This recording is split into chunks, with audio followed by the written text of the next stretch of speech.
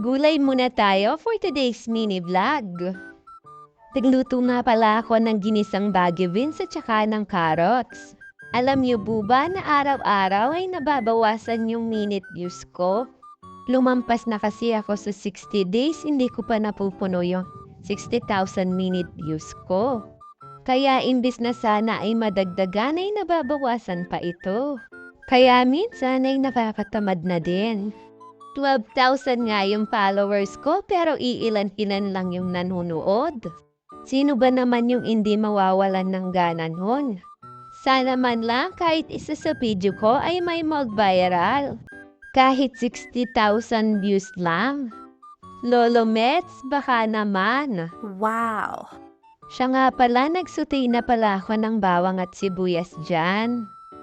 Tapos nilagay ko na yung ground pork, nilagyan ko pala yan ng patis at saka ng paminta. Hindi ko pala napansin, hindi ko pala na-videoan yung part na nilagay ko na yung gulay. Naglagay din pala ako ng konting seasoning powder dyan. Pagkatapos ay hinalo-halo ko na. At this moment ay luto na po ito. Pinatnerin ko rin po pala ito ng dalagang bukid. At yun lamang po for today's video. Thank you for watching!